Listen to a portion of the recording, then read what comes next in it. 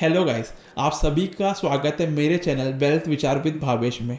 आज NDA government के formation के बाद सबसे पहला बजट आया, तो ये मच अवेटेड बजट था कि गवर्नमेंट कैसा बजट लाती है एंड इस बजट में क्या होता है। तो हम आज डिस्कस करते हैं कि हमको ये बजट कैसा लगा एंड वीडियो के एंड में हम इस बजट को वर्स्ट से एक्सीलेंट के बीच में रेट करेंगे। हमको ये बजट कैसा लगा, वर्स्ट लगा कि एक्सीलेंट लगा। तो चलो फिर ये वीडियो स्टार्ट करते हैं। तो सबसे पहले इस बजट में सबसे मेन फोकस था रूरल इंडिया के ऊपर। रूरल इंडिया के कैसे इनकम बढ़ाया जाए एंड उसमें एग्रीकल्चर में कैसे एग्रीकल्चर की इनकम बढ़ाया जाए।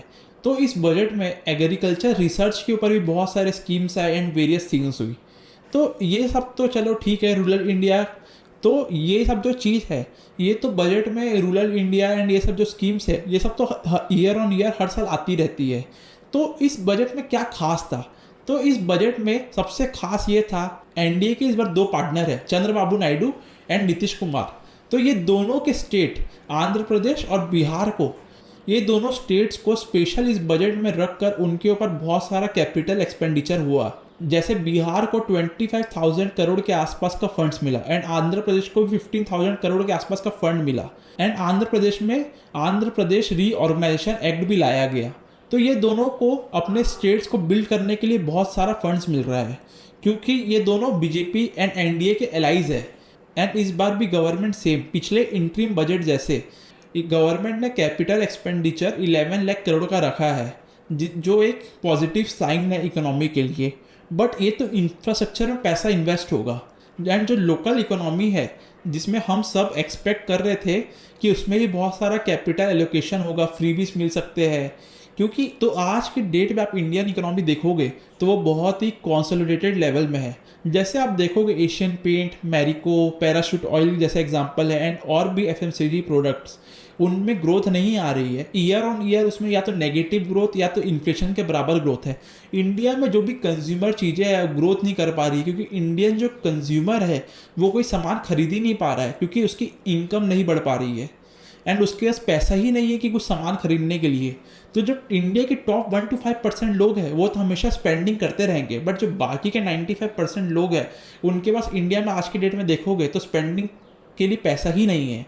तो इसलिए गवर्नमेंट कुछ इस बजट में जो 95% लोग हैं उनके लिए कुछ स्पेशल कर सकती थी, बट इस बार गवर्नमेंट ने ऐसा कुछ नहीं करा है। तो ये भी ठीक है लॉन्ग टर्म के लिए, क्योंकि फ्रीबीज देना कोई सॉल्यूशन नहीं है। तो ये लॉन्ग टर्म के लिए तो सही है, बट तो at this point Indian economy अपने बेस्ट पे तो नहीं है। एंड स्टॉक मार्केट के लिए आज के डेट में जो सबसे बड़ी न्यूज़ थी कि गवर्नमेंट ने LTCG 10% से 12.5% कर दिया एंड STCG 15% से 20% कर दिया। अब आप बोलोगे इससे क्या फ़र्क पड़ता है, बट ठीक है STCG तो इतना कोई फ़र्क नहीं पड़ता। जब भी जो नॉर्मल इन्वेस्टर है जो इंडिया में आज के डेट में म्यूचुअल फंड या स्टॉक मार्केट में इन्वेस्ट कर रहे हैं उनको फ़र्क तो पड़ेगा। बट जो LTCG 10 से 12.5% करा गया है तो इससे लॉन्ग टर्म में बहुत इफेक्ट पड़ेगा। क्योंकि जैसे आप मान लो आपको वेल्थ क्रिएट करना है, आप जब भी वेल्थ क्रिएट कर सकते हो जब बड़ा पैसा कमाओ। आप मान लो आपने एक इनिशियल इन्वेस्टमेंट करा 20 लाख 30 लाख 40 लाख का एंड आप लॉन्ग टर्म में वो पैसे को आप कहीं देख रहे हो कि मैं इसको 40 करोड़ 50 करोड़ बना लूँ, तो वहाँ पर आपको सबसे बड़ी दिक्कत आएगी। क्योंकि आप मान लो आप 5 से 6 साल में आपका जो 30 लाख था 40 लाख था, आप उसको कंपाउंड करके और अच्छे स्टॉक्स में इन्वेस्ट करके आप उस इन्वेस्टमेंट को 3 से 4 करोड़ का बना दिए। तो आप जिस दिन वो इन्वेस्टमेंट को आप अपने बेचोगे तो उस दिन वो आपका जो गेन हुआ 3-4 करोड़ का उसमें सीधा 12.5% का टैक्स लग जाएगा। तो सीधा आपको 40-45 लाख का टैक्स देना पड़ जाएगा। एंड जो ये पैसा है 40-45 लाख का, ये आप वापस कंपाउंड नहीं कर पाओगे, क्योंकि लॉन्ग टर्म में जो मेन पैसा है वो कंपाउंड करने पे ही बनता है। तो जो LTCG बढ़ाया गया है ये मार्केट कहीं ना कहीं इससे इफेक्ट तो होगा, जिसके कारण आज मार्केट गिरा भी। एंड आज एक और चीज़ हुई, सिल्वर में एंड गोल्ड में 15% से कस्टम ड्यूटी 6% कर दिया गया, जिसके कारण आज गोल्ड 6% गिर गया। एंड प्लेटिनम में भी 15.4 से कस्टम ड्यूटी 6.4% कर दिया गया एंड इससे ज्वेलर्स को फ़ायदा होगा। तो ये लॉन्ग टर्म के लिए तो सही है गोल्ड में जो कस्टम ड्यूटी कटी है, बट तो जो LTCG STCG बढ़ा है वो मिडिल क्लास को कहीं ना कहीं इम्पैक्ट करेगा।